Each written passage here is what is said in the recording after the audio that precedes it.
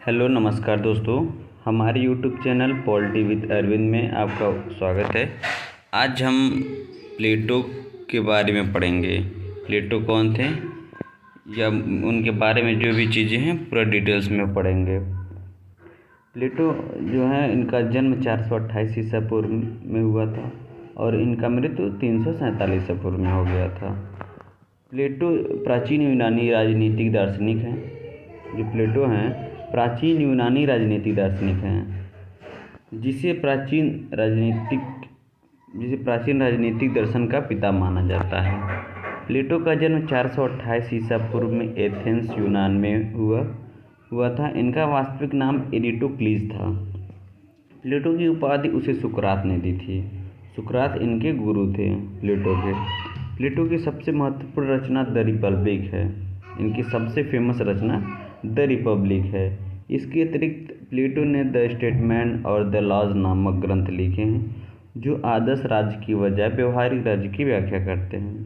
प्लेटो ने अपनी किताब क्रीटो में सुकरात को दिए गए विष के दौरान वार्तालाप का उल्लेख किया गया है। प्लेटो के आदर्श राज्य की जनसंख्या 5040 है। प्लेटो की अध्ययन पद्धति दार्शनिक एवं निगमनात्मक पद्धति है। प्लेटो ने राजनीति शास्त्र को नैतिकता का एक भाग माना है। प्लेटो ने राजनीति शास्त्र को नैतिकता का ही एक भाग माना है। निगमनात्मक पद्धति का अर्थ सामान्य से विशिष्ट की ओर या समष्टि से व्यष्ट की ओर निष्कर्ष निकालता है, और आगमनात्मक पद्धति विशिष्ट से समष्टि की ओर निष्कर्ष निकालता है।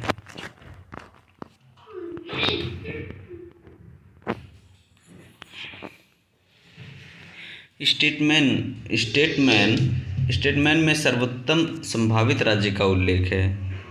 जो प्लेटो की स्टेटमेंट है इसमें सर्वोत्तम संभावित राज्य का उल्लेख किया गया है। लॉज जो बुक है इनकी, लॉज में अपूर्ण मनुष्यों के बीच आदर्श शासन प्रणाली स्थापित करना संभव नहीं है। लॉज में इन्होंने कहा है कि अपूर्ण मनुष्यों के बीच आदर्श शासन प्रणाली स्थापित करना संभव नहीं है। प्लेटो स्टेटमेंट में विधि के शासन की बात करता है। प्लेटो के अनुसार नगर राज्य के दो प्रकार के नगर पाए जाते हैं। यूनानी नगर राज्य में दो प्रकार के नगर राज्य पाए जाते हैं। रचनाएं इनकी देख लेते हैं। रचनाएं क्या क्या चीज़ें हैं। प्लेटो के सभी ग्रंथ समाज शैली में लिखे गए हैं।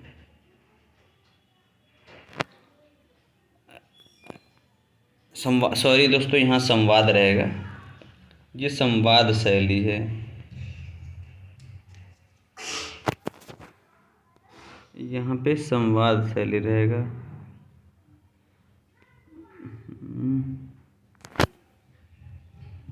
बहुत यहाँ संवाद शैली हम लोग कर लेंगे, हल्का करेंगे। बहुत ज़्यादा मोटा चल रहा है, पतला करना पड़ेगा इसको।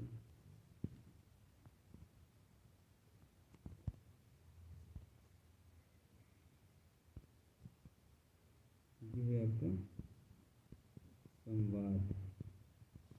संवाद शैली में लिखा गया। संवाद का मतलब बातचीत या वार्तालाप। ठीक है दोस्तों, इसको आगे हम लोग पढ़ते हैं। इनका जो प्रमुख ग्रंथ जो हैं द लॉज है, द सिम्पोजियम है, सोक्रेटिक डायलॉग्स है, टाइमस है, द स्टेटमेंट है, मीनो है, फीडो है, अपोलॉजी है, गार्जियस, द रिपब्लिक। ये सारे इनके 10 जो बुक हैं ये इनकी प्रमुख बुक हैं।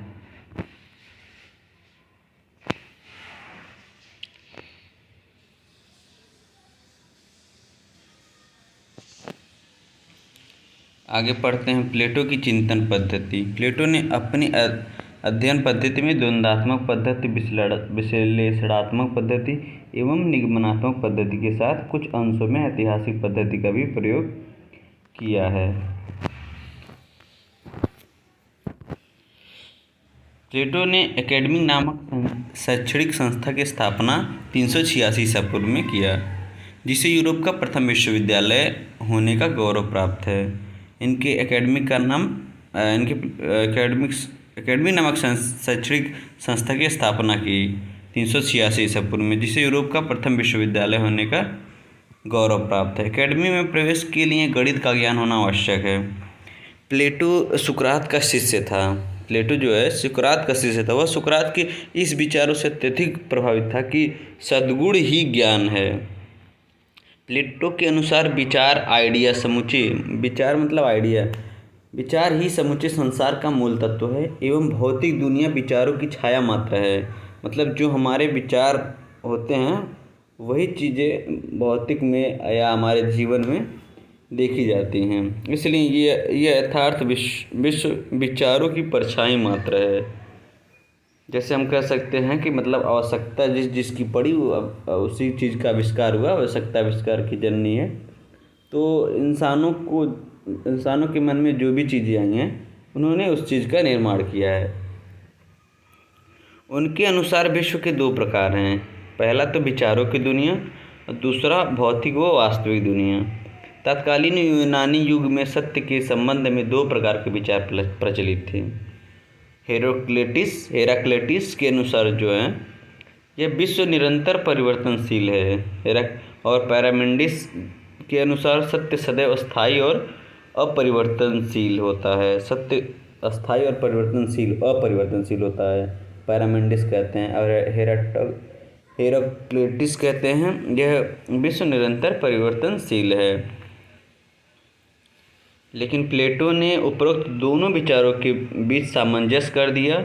उनके अनुसार सत्य स्थायी होता है परंतु उसकी परछाई सदैव परिवर्तनशील होती है। प्लेटो के चिंतन का मूल उद्देश्य एक आदर्श राज्य का निर्माण था, न कि तत्कालीन एथेंस और स्पार्टा जैसे राज्यों का अध्ययन करना। उनका जो विचार था वो चाहते थे कि एक आदर्श राज्य बनाना अपने यूरोप एथेंस में। प्लेटो के अनुसार विचार तत्व होते हैं और विचार सभी चीज़ों के सार होते हैं तथा वस्तु जो हैं विचारों का प्रतिबिंब होते हैं। प्लेटो का व्यक्ति के संबंध में विचार क्या था? प्लेटो ग्रीक युगीन विचारक थे।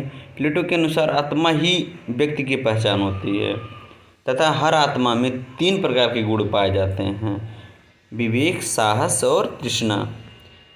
ये जो 3 प्रकार के गुण पाए जाते हैं आत्मा के, इन तीनों गुणों में समाज में 3 वर्गों का निर्माण होता है। क्या हुआ? विवेक की प्रधानता जिसमें होती है वह दार्शनिक या राजा बनते हैं। वह साहस की प्रधानता जिसमें होती है वो सैनिक बनते हैं। और तृष्णा जिसमें होती है, जिसमें काम वाम करने बल होता है, उनको हम लोग प्रधान उत्पादक वर्ग में ले लेते हैं। प्लेटो का प्रसिद्ध कथन है कि राज्य व्यक्ति का बृहद रूप है। ये सबसे इम्पोर्टेंट चीज़ है।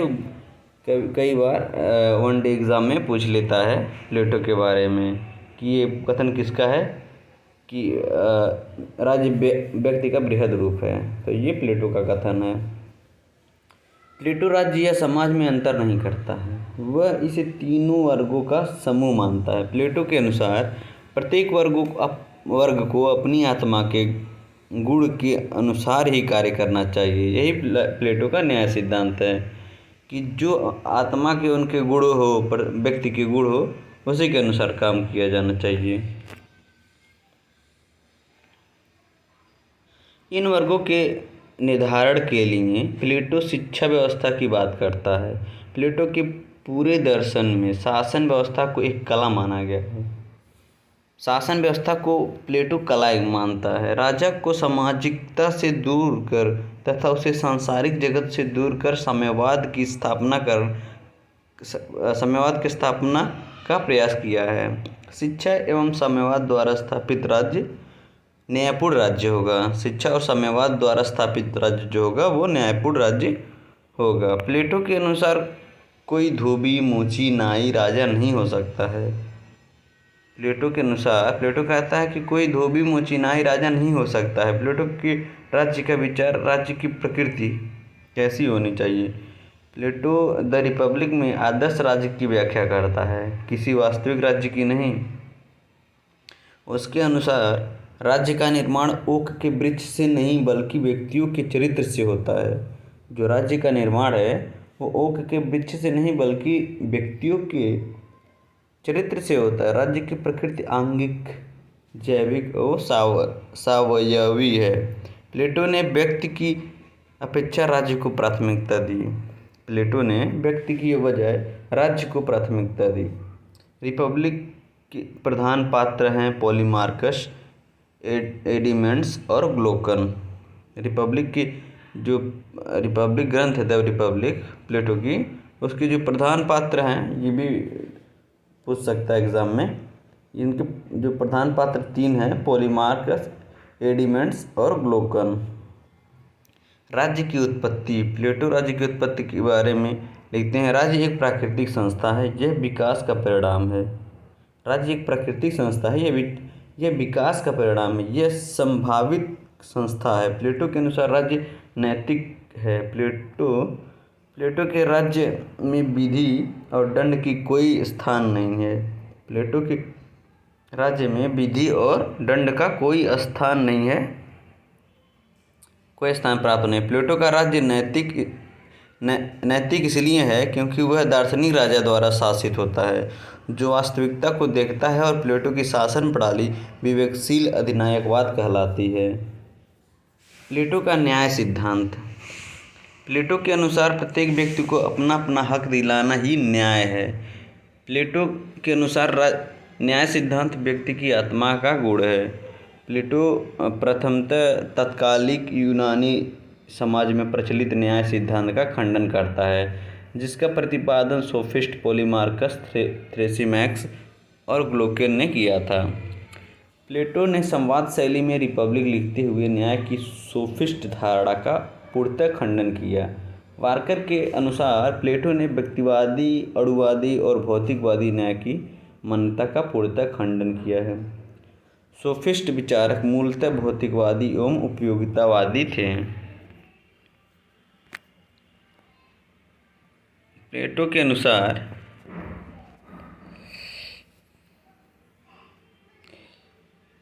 अनुसार सत्य का पूर्ण ज्ञान परंपराओं और प्रथाओं से प्राप्त नहीं होता है, लेकिन प्रत्येक परिस्थिति में सत्य बोलना न्याय नहीं होता है। पॉलीमार्कस के अनुसार शत्रु के साथ शत्रुता एवं मित्र के साथ मित्रता ही न्याय होता है। पॉलीमार्कस जो हैं, इनका मानना था कि शत्रु के साथ शत्रुता व्यवहार और मित्र के साथ मित्रवत व्यवहार ही न्याय है, लेकिन प्लेटो के अनुसार इनका भी खंडन किया गया, क्योंकि प्लेटो कहता है न्याय की संकल्पना व्यक्तिवादी चिंतन पर आधारित है, जिसे व्यक्ति अपने स्वार्थ के आधार पर कार्य करता है। प्लेटो के अनुसार स्वार्थ के आधार पर कार्य करना न्याय नहीं है, जबकि अपने नैतिक दायित्वों का पालन करना ही न्याय है। थ्रेसिमैक्स ने न्याय की अमूल्यवादी धारणा प्रस्तुत करते हुए कहा कि शक्तिशाली व्यक्ति का हित ही न्याय है। थ्रेसिमैक्स जो कहते हैं, अमूल्यवादी धारणा इनका है कि शक्तिशाली व्यक्ति का हित ही न्याय है, अतः शासकों द्वारा स्वार्थ एवं भलाई ही न्याय है। शासकों का स्वार्थ एवं भलाई ही न्याय है, जबकि प्लेटो के अनुसार समूचे समाज की भलाई ही न्याय है। प्लेटो कहता है कि पूरे समाज की भलाई हो जिसमें, वही न्याय है, किसी व्यक्ति विशेष व वर्ग मात्र की नहीं। प्लेटो के अनुसार शक्तिशाली व्यक्ति की बजाय न्यायपूर्ण व्यक्ति का महत्व ज़्यादा है। प्लेटो कहता है कि शक्तिशाली व्यक्ति के बजाय न्यायपूर्ण व्यक्ति का महत्व ज़्यादा है। एक अन्यायी व्यक्ति की बजाय एक प्रसन्न व्यक्ति का महत्व ज़्यादा है। ग्लूकन के अनुसार न्याय मनुष्यों के परस्पर संबंधों का परिणाम है। उनके अनुसार न्याय अशक्त व्यक्तियों का आवश्यकता है। न्याय जो है अशक्त व्यक्तियों की आवश्यकता है। ग्लूकन की मान्यता हाब्स के समान प्रतीत होती है।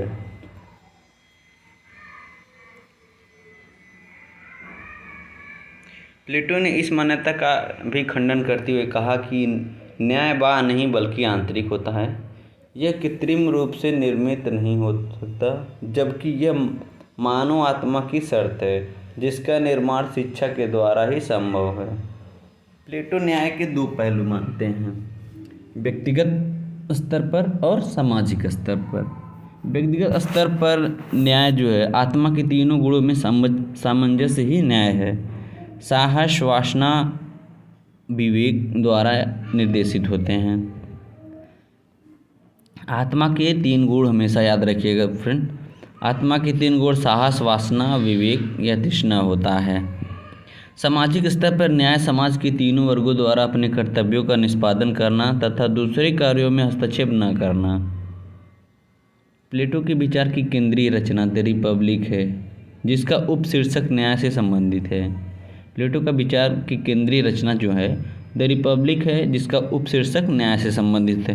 प्लेटो का न्याय कर्तव्य पर आधारित है, जबकि आधुनिक न्याय की संकल्पना अधिकारों पर आधारित है। फिर से देख लेते हैं। प्लेटो का न्याय जो है कर्तव्य पर आधारित है, जबकि आधुनिक न्याय की संकल्पना अधिकारों पर आधारित है। प्लेटो के न्याय का उद्देश्य समाज के तीनों वर्गों में सामंजस्य स्थापित करना है, जबकि आधुनिक न्याय व्यक्ति के अधिकारों की रक्षा पर आधारित है। प्लेटो का न्याय नैतिकता से परिचालित है, जबकि आधुनिक न्याय विधि के द्वारा परिचालित है।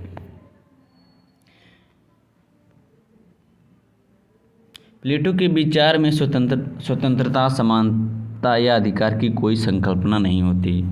प्लेटो का जो विचार है वो कहता है कि स्वतंत्रता, समानता, अधिकार की कोई संकल्पना ही नहीं। प्लेटो द्वारा रिपब्लिक में बताया गया सरकार के विभिन्न रूप। कितने प्रकार के सरकार होते हैं, जो इनके रूप होते हैं। पहला अभिजात तंत्र, दूसरा सैनिक तंत्र, तीसरा धनिक तंत्र, चौथा प्रजातंत्र, पांचवा है निरंकुश तंत्र। शासन प्रणाली के लोकतांत्रिक शासन प्रणाली को प्लेटो ने लोकतांत्रिक शासन प्रणाली को शासन का भ्रष्ट रूप माना। प्लेटो ने लोकतांत्रिक शासन प्रणाली को शासन का भ्रष्ट रूप माना। उनके अनुसार राजतंत्रीय शासन प्रणाली सर्वश्रेष्ठ है। वो राजतंत्र को सर्वश्रेष्ठ प्रणाली मानते हैं प्लेटो के अनुसार शासन एक कला है। उसने दार्शनिक राजा का समर्थन किया। सेवाइन ने प्लेटो को दार्शनिक राजा को प्रबुद्ध अधिनायकवाद कहा।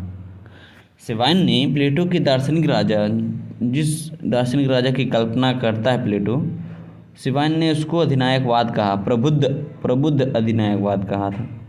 विधि के प्लेटो के अनुसार दार्शनिक राजा का विवेक किसी विधि या अध्यादेश से ज़्यादा महत्वपूर्ण है। जो दार्शनिक राजा का विवेक है वो किसी भी विधि यानी कानून या अध्यादेश से ज़्यादा महत्वपूर्ण होता है। इस प्लेटो ने विधि को अज्ञान माना है। उसने गुफा की उपमा का प्रयोग करते हुए कहा कि जो व्यक्ति गुफा में रहता है वह आग के प्रकाश को ही वास्तविक प्रकाश मानने लगता है। इनका ये जो कथन है ये बहुत ज़्यादा फेमस है। ये कई बार एग्ज़ाम में पूछा गया है कि गुफा का जो उदाहरण किसका है, ये प्लेटो का ही है।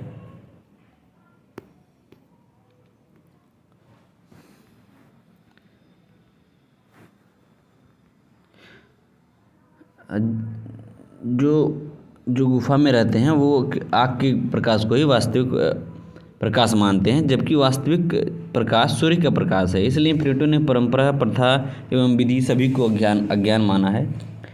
प्लेटो ने अपनी वाद की रचना द स्टेटमेंट और द लॉज में विधि के महत्व को स्वीकार लिया है, लेकिन प्लेटो ने अपनी सबसे महत्वपूर्ण रचना द रिपब्लिक में विधि और दंड का उल्लेख नहीं किया है। लेकिन बाद में इन्होंने द स्टेटमेंट और द लॉज में विधि के महत्व को स्वीकार लिया है। प्लेटो ने द रिपब्लिक में विधि के बजाय शिक्षा पर बल दिया है। रिपब्लिक में उन्होंने शिक्षा पर बल दिया है, विधि के बारे में उन्होंने कहा ही नहीं है। और जो द स्टेटमेंट और द लॉज है इसमें उन्होंने विधि के महत्व को स्वीकारा है। प्लेटो के विचार में राज्य एवं समाज में कोई अंतर नहीं किया गया है। प्लेटो के विचार में राज्य और समाज में कोई अंतर नहीं है। इसलिए प्लेटो के विचार से संप्रभुता का विचार नहीं है। प्लेटो के विचार में संप्रभुता का विचार नहीं है। शिक्षा का सिद्धांत वारकर के अनुसार प्लेटो की शिक्षा प्रणाली उसके न्याय सिद्धांत पर का तार्किक परिणाम है। वारकर कहते हैं कि प्लेटो की शिक्षा प्रणाली उसके न्याय सिद्धांत का तार्किक परिणाम है। रूसो ने द रिपब्लिक को शिक्षा पर लिखा गया सबसे सर्वश्रेष्ठ ग्रंथ माना है। बार्कर के अनुसार द रिपब्लिक मानव जीवन के संपूर्ण दर्शन के विवेचन का प्रयास है। यह केवल शिक्षा, मनोविज्ञान या दर्शन का रचना नहीं है।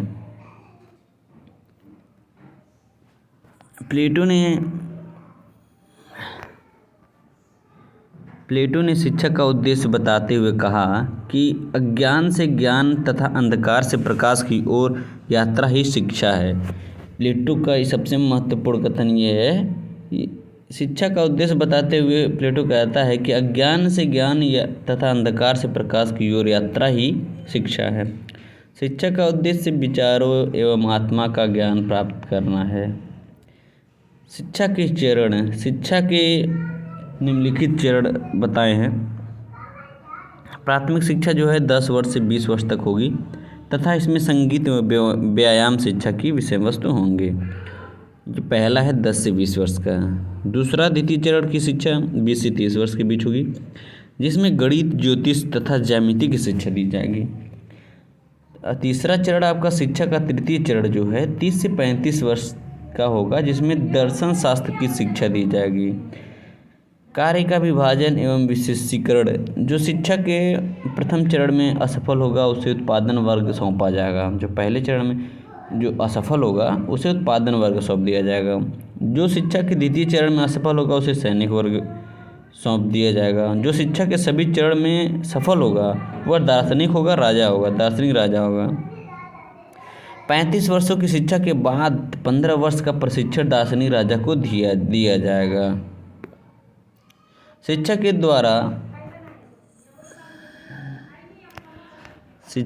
द्वारा सभी के कार्यों का विभाजन होगा, जिससे सभी अपने कार्यों में विशेषज्ञ होंगे, जिससे समूचे समाज का भला होगा। प्लेटो के राज्य को मूलतः एक विश्वविद्यालय कहा गया है, जो शिक्षा प्रदान करने की संस्था है। इसके पूरे राज्य को ही विश्वविद्यालय कहा गया है। साम्यवाद, प्लेटो का प्रसिद्ध कथन है कि यूनानी नगर राज्य छोटे छोटे नगर राज्य थे, लेकिन इनका भी विभाजन 2 प्रकार के नगरों में था। पहला अमीरों का राज्य, दूसरा गरीबों का राज्य। प्लेटो के साम्यवाद का उद्देश्य शासन वर्गों को संपत्ति और परिवार के मोह से मुक्त रखना था, जिससे वे अपने उद्देश्यों को बिना किसी बाधा के पूरा कर सकें। प्लेटो जो है शासक वर्ग जो है उसको संपत्ति और परिवार से दूर रखना चाहता है, ताकि वो किसी भी मोह माया में न बंधा रहे और अपने दायित्वों को, कर्तव्यों को सही ढंग से पूरा करे। प्लेटो ने स्पार्टा के अनुभव से परिवार तथा संपत्ति के साम्यवाद का सिद्धांत दिया। प्लेटो ने स्पार्टा के अनुभव से, ये भी क्वेश्चन इम्पोर्टेंट है, प्लेटो ने स्पार्टा के अनुभव से परिवार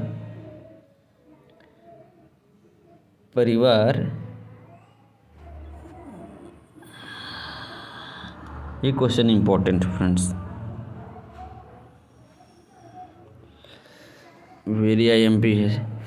प्लेटो ने स्पार्टा के अनुभव से परिवार तथा संपत्ति के साम्यवाद का सिद्धांत दिया था।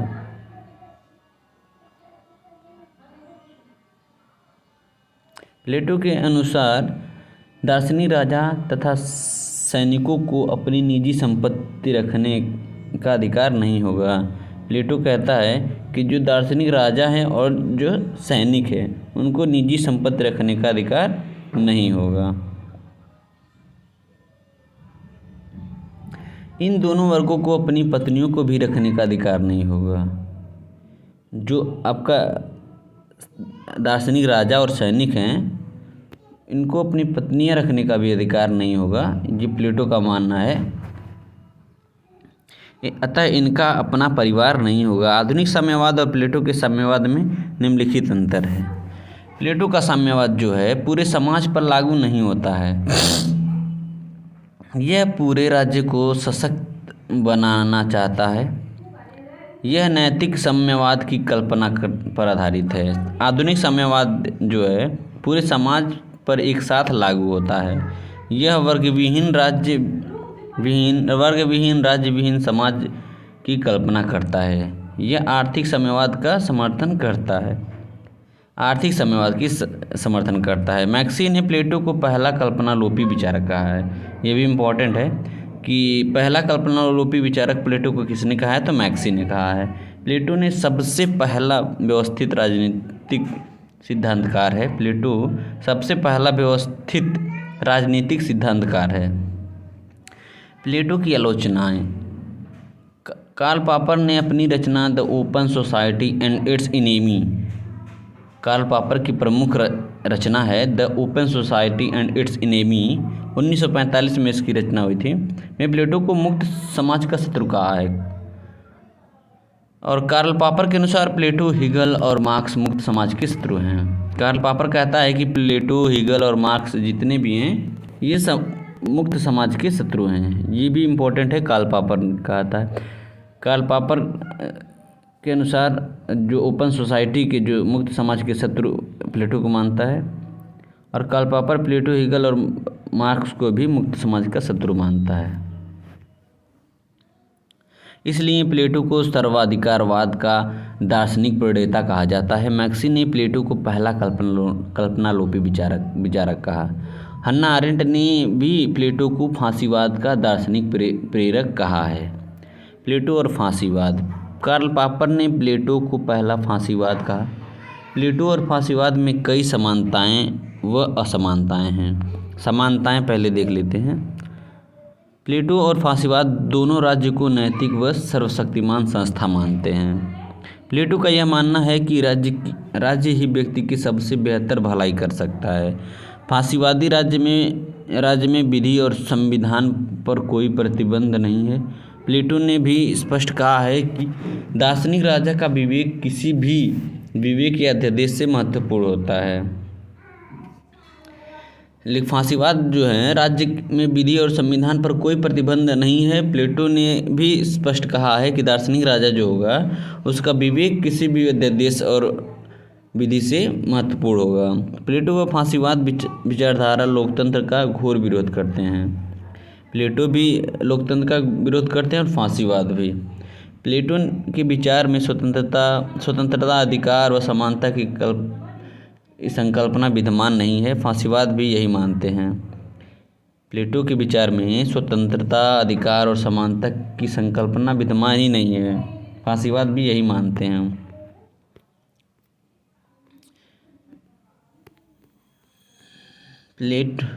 प्लेटो के आदर्श राज्य में शिक्षा व साहित्य पर नियंत्रण किया जाएगा।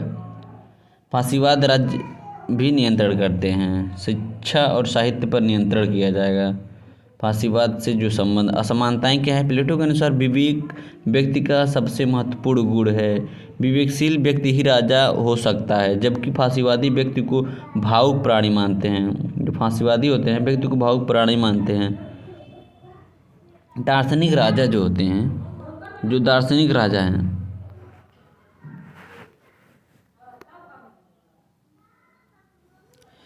दार्शनिक राजा का शासन विवेक, सत्य और न्याय पर आधारित है, जबकि फांसीवाद में शासन धूर्तता, फरेब और चालाकी के द्वारा ही किया जाता है। दार्शनिक राजा का शासन विवेक, सत्य और न्याय पर आधारित है, लेकिन फांसीवाद जो है शासन का धूर्तता, फरेब और चालाकी द्वारा करते हैं। प्लेटो के विचारों में स्वतंत्रता एवं समानता अंतर्निहित है। जो प्लेटो के विचार हैं उसमें स्वतंत्रता और समानता अंतर्निहित है, जबकि फांसीवादी विचारक स्वतंत्रता और समानता को बिल्कुल नहीं मानते हैं। प्लेटो ने महिलाओं को भी सरकार वर्ग में शामिल किया, जबकि फांसीवादी महिलाओं को बच्चा पैदा करने की मशीन मानते हैं। प्लेटो ने एक आदर्श राज्य की कल्पना की तथा उसका सैद्धांतिक विश्लेषण किया, जबकि फांसीवाद मूलतः एक अवसरवादी विचारधारा है। प्लेटो एक आदर्श राज्य की कल्पना की तथा उसका सैद्धांतिक विश्लेषण किया, जबकि फांसीवादी मूलतः एक अवसरवादी विचारधारा है। निष्कर्ष ये है कि प्लेटो की फांसीवादी समानताएं अपवादित है। प्लेटो का दर्शन सत्य, विवेक, न्याय एवं सौंदर्य पर का पर्याय है, जबकि फांसीवादी विचारधारा हिंसा, असत्य, चालाकी, धूर्तता का दूसरा नाम है। अतः प्लेटो और फांसीवाद दोनों विपरीत हैं, दोनों में कोई समानता नहीं है। प्लेटो के संबंध में लिखी गई श्रेष्ठ रचनाएं। अर्नेस्ट लिखते हैं ग्रीक राजनीति सिद्धांत प्लेटो और उसके पूर्ववर्ती। अर्नेस्ट वार्कर प्लेटो एवं अरस्तु के राजनीतिक विचार। बर्नार्ड बोसांके एक कंपेन टू प्लेटो रिपब्लिक 1989 में। R.L. Nettleship lectures on the Republic, ये उनकी पुस्तक है। दोस्तों धन्यवाद हमारे यूट्यूब चैनल को पूरा देखने के लिए। पॉलिटी विद अरविंद में आपका बहुत बहुत स्वागत है और हमारे चैनल को लाइक और सब्सक्राइब कर दीजिए ताकि हम अब अगले वीडियो के लिए फिर आपके साथ मिलें। अब इसके बाद हम लोग वीडियो डालेंगे प्लेटो हो चुका है और अरस्तु के बारे में हम लोग पढ़ेंगे। तो नेक्स्ट वीडियो अरस्तु के बारे में पढ़ते हैं। Thank you friends.